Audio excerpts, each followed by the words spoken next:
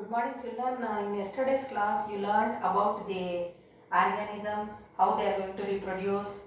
So that is by two ways: laying eggs and giving birth to young ones. And what do we call them? That is oviparous and viviparous animals.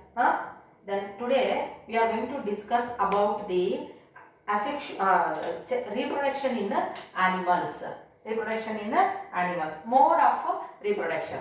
So in the 7th class you learned about the that vegetative propagation in plants, bryophyllum, how it reproduces vegetatively, that leaf birds, then potato, how it is going to give young ones, young plants, how they are produced, and flower also you learned, Datra flower. So vegetative propagation and sexual reproduction, that is flower, you learned in plants in 7th class. So in this 8th class you are going to learn about the different modes of sexual reproduction, sexual or asexual reproduction in animals. Is it clear to you? Then, so what is meant by asexual reproduction and what is meant by sexual reproduction? If we know, then it will become easy for you to understand the mode of different types of reproduction in animals. So now let us learn what is the meaning of asexual reproduction and sexual reproduction in the differences.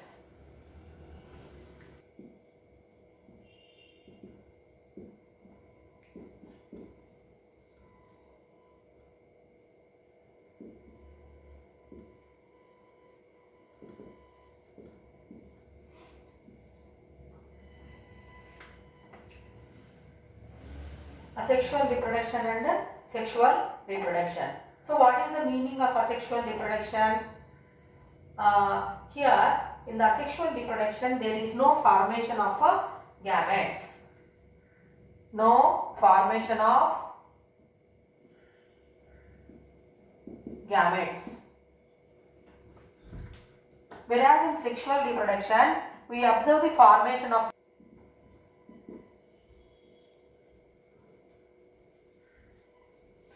In asexual reproduction, single parent is going to take place. Single parent plant or animal. Single organism is in asexual reproduction, one organism is involved. Is involved.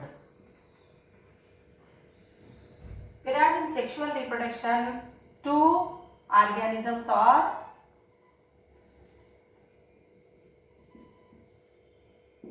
involved.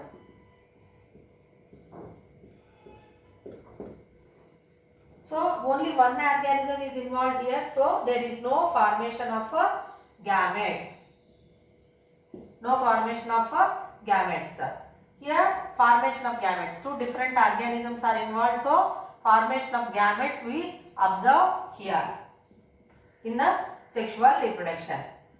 Third point, if we take as there is no formation of gametes, so if the gametes are formed, then only we observe the fusion of gametes. Is it not, children? So here no gametes are formed, so no fusion of gametes. No fusion of gametes.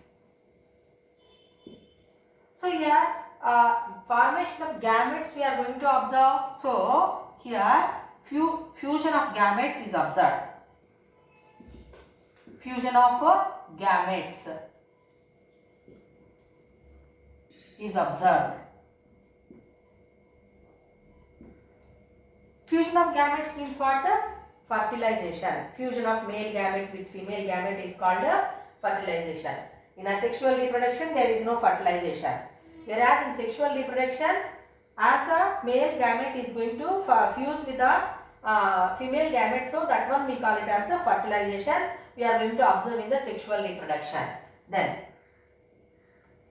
as that same genetic material, same parent is continuously dividing, like in bryophyllum or potato, if you see one potato, eyes of potato we are sowing them, again they will grow. So same genetic material it is going to be transferred generation after generation. So what is going to happen here? Here we are not going to observe the new characters. No new characters are observed.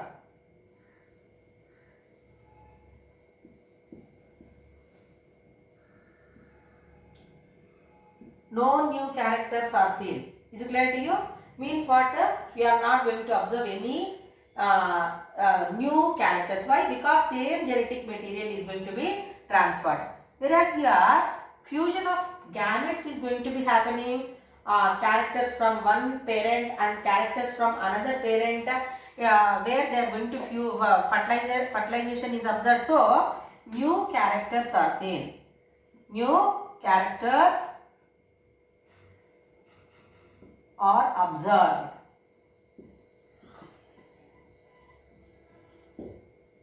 Coming to the next point, so after few generations, what will happen? As that same parent is continuously dividing, after few generations it becomes weak and that results in the vanishing of the species. Okay, means that species cannot continue because they become very much weak. So here it is not useful for natural selection.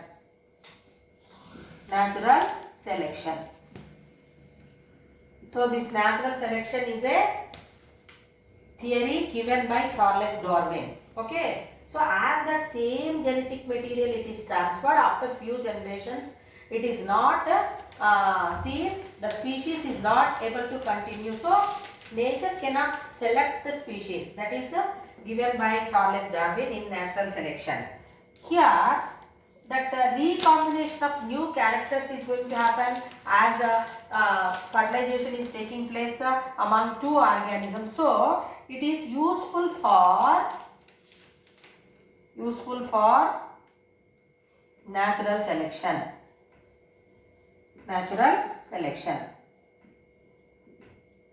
More and more useful for natural selection. Then where this type of asexual reproduction is going to be carried out in microorganisms, mostly in microorganisms asexual reproduction is going to happen. And example, asexual reproduction takes place in microorganisms,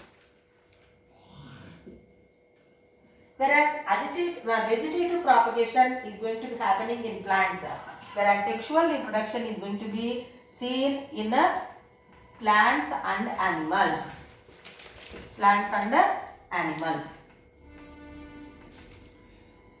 So what are the sexual parts of the plant? You have studied flower is the sexual part of the plant which contains androecium and gynoecium. Pollination is going to be carried out, then fertilization is going to happen. Okay. Then animals, we know that we are unisexual animals.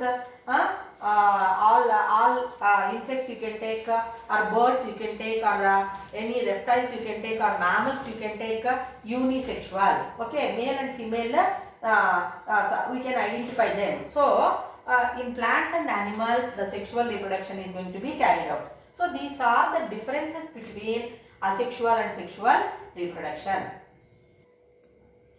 So we are going to learn about the asexual reproduction in animals.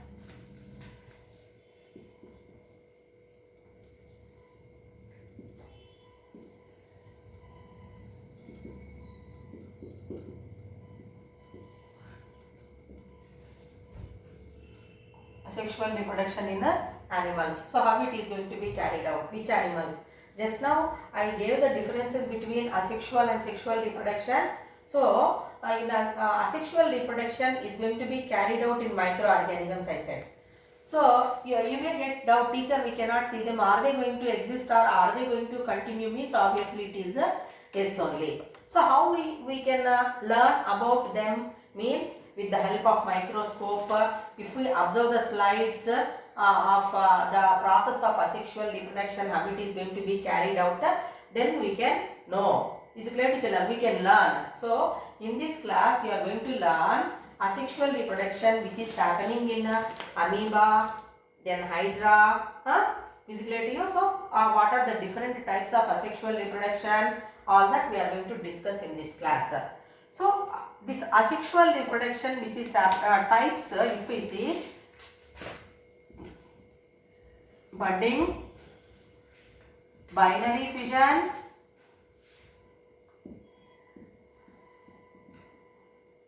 sporulation,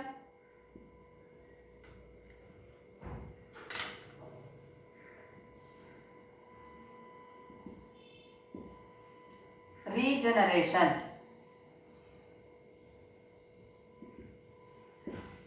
Okay. So in this class you are going to learn about budding in hydra, then binary fission in amoeba.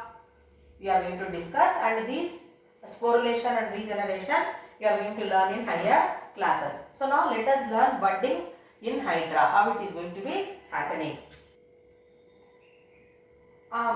We can observe this budding in hydra by observing permanent slide of this hydra showing asexual reproduction by budding.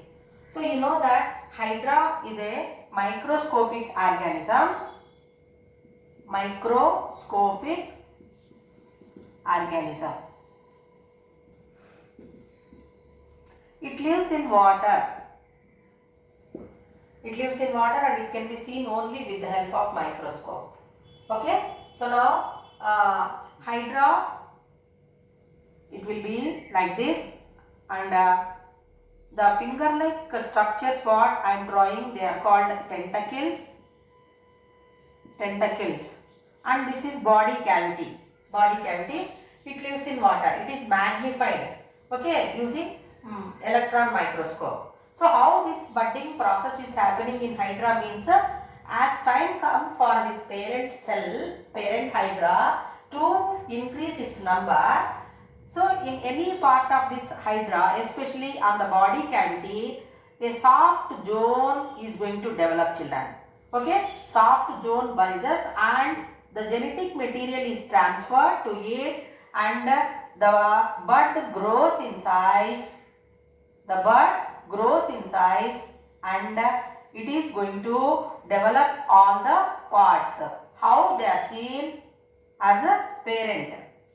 So now the bud develops in size and the all characters are going to develop, and after few hours what is happening, the bud is getting detached from the parent. It is getting detached from the parent and it can be grown as a new individual hydra. Is it clear to children? So like that here, whatever the parts which are seen here, they will be seen in the parent daughter cell, whichever is formed. So n number of buds are going to develop on the body cavity. It bulges and it forms as bud. These are called buds. So they grow in size and develop all the parts as the parent, and after few hours it is getting detached from the parent cell or pinched off from the parent cell, and it is grown as a new individual organism. So this is the process of budding in hydra. Is it clear to children? How it is going to be carried out. So what do we call the soft zones which are developed? They are called as buds. So they develop in size, receive all the genetic material and all parts are developed. Afterwards the daughter cell is getting detached from the parent cell and it can be grown as a new individual organism hydra. So that is the process budding in hydra. Thank you.